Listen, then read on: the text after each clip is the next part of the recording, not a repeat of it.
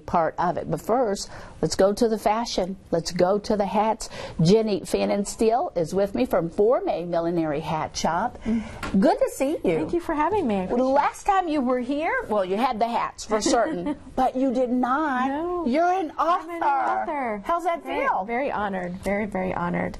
It's a book that came out in November through Dover Publications, and it has 9 different hat making projects in it. So I go through step-by-step instructions on how to create different types of hats, all photographed and modeled by local people here in Louisville, and then talk a little bit about the history and the different materials and supplies and all that good stuff of how to make hats. It's beautiful. Thank you. Just looking at the pictures, whoever did the pictures did an absolutely... Steve Squall did the pictures. Is that right? Absolutely beautiful job. Yes. All these hats in here. So, I mean, there's a lot to making a hat.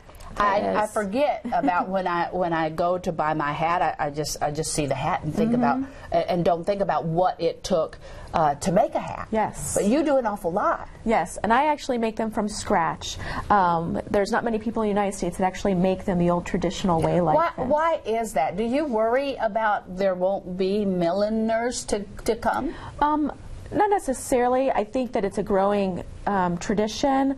You know, millinery has changed a lot over the years, especially since the 60s, but more and more people are learning the craft and bringing it back. But there is a big difference from someone who buys a hat already made and then decorates it, where I actually am starting from the raw materials and molding it over the form. So when you talk about that, what's the benefit? Well, certainly the uniqueness, the beauty of it, I guess it would last longer for sure. Right. But what's the greatness of walking into your shop and walking through that process? And if I do it, what's it look like? Yeah, there's many great benefits of it. One, a lot of people come to us when they, you know, normally when they go to a department store, for instance, it's already made. It's there. It's already made. Yeah, it's mass produced. They're going to, you know, possibly see another person wearing a similar hat, but maybe the hat doesn't. Not if somebody has on my hat, I'm gonna go over and go, excuse me, you need to take that. You need to take that off. But that can happen. But yes, and maybe the hat may not fit completely properly, where it's maybe a little too big or too small, and you're having to put styrofoam inside it. So by coming to someone like myself, a milliner, I'm able to measure your head. That way the hat will fit you perfectly.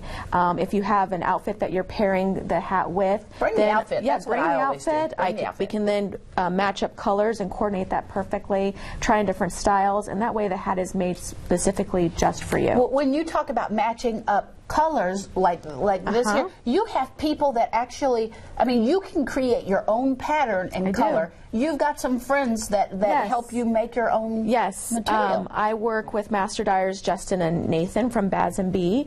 They're also located at the Melwood Art Center, and I come up with different designs to print on my straw, and then they print it for me. Isn't that cool? Yes, it's so very if I cool. bring in a very peculiar, odd print and you want to do something with it, you just hop over to those dudes. Kind of like that. Kind of like that. And they whip it out somehow. and what this is a very hard hat. Yes. So these are different. Form, yes, right? They are forms. Sometimes people think they are hats. I know. But, look, it looks like a hat. This is the crown. This is the brim, and I have many different shapes and styles and sizes of both of these, obviously. And I take the material, I wet and steam it over the different blocks, and then once they're dry, I then hand sew the crown and brim together. All hand sew, no glue. Hand sew, no glue. So no that way, bedazzle. Right. So and that way too, my hats are very lightweight and very comfortable. A lot of times people complain about headaches with hats. With mine, you don't I put a hat on honestly, and my whole body gets stiff. I just feel like I can't, I don't know what to do. I can't move. I feel like I wear, you know, I don't know. You have what they call hatitude. I mean, you wear that well, almost like you don't even know it's on your head. Yeah, sometimes I forget it's on my head. Really? But and I was looking at, I don't want to move any of these, but they have like the teeny tiniest little elastic. I'm going to turn that little baby elastic. See that elastic? Which that's how she's holding her hat on, and it doesn't go under your chin. Turn this way a little bit so you can. Now see, I know, because we would a lot of people will wear it under the chin, like a birthday hat. Yes, it's not a birthday hat. It actually goes under your hair, behind your ears. It just seems like this little piece of thin is not going to hold that on my head. It will. But it's holding yours. I have very fine hair, and a headband doesn't work for me very well, or combs. So elastic works the best, and then you can move and dance and bend over, and it's not going to come off. For That's Derby. right. I'm just telling you, got to be able to dance. Let's talk about some of what you Sure. do now. Now, this is just the block form, and you may think, Right. well, what if I don't want a hat like that?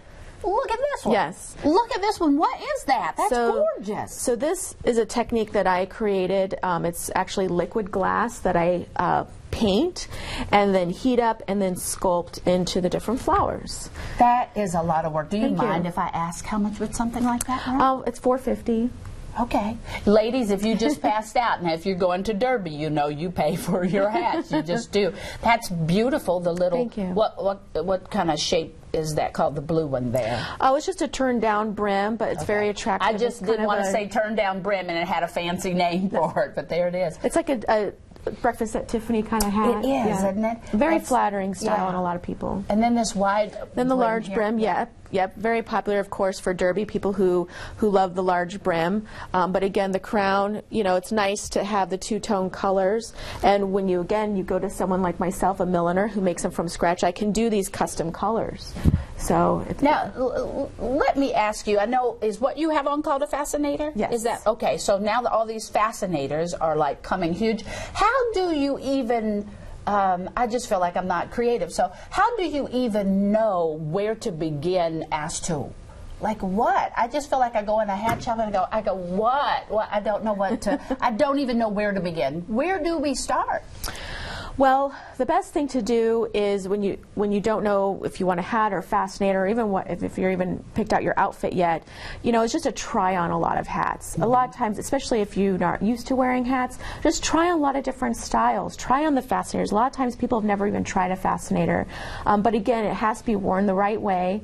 If a lot of times if you're wearing it back here, you're going to think it looks silly. If you're wearing really a hat, it shouldn't be tilted back like cowboy style. For the ladies, it should come down. Yes, kind of you always want it to come down and above one of the eyebrows. And if a rule of thumb, 2 fingers above the eyebrow, and that's where the hat should sit. Okay, so if I do this, my hat should be sitting right exactly. there. I didn't know that. Yep.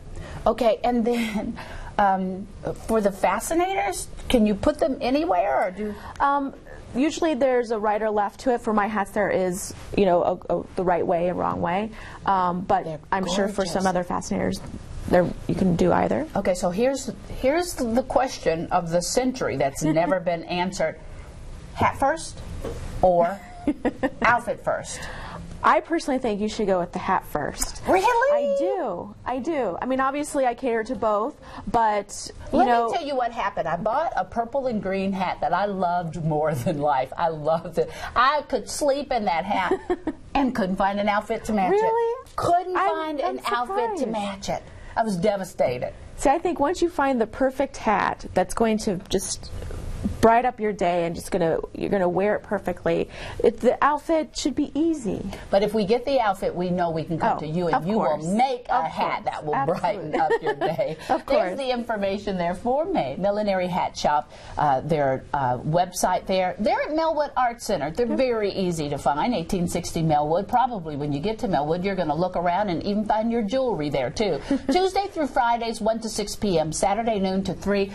How long does it take to make a hat, though? Do people have time to... This is actually my last week that I'm taking custom orders through Sunday. Because I will be there Sunday, even though it's not a day I'm normally open, but I will be there working hard Sunday. But you have hats like this where people can just come in and I have select. lots of hats that are readily available to purchase. Well, there you go. We Thank you. appreciate that Thank you so for much. having me. All right, everybody, stick around. We're going to come back.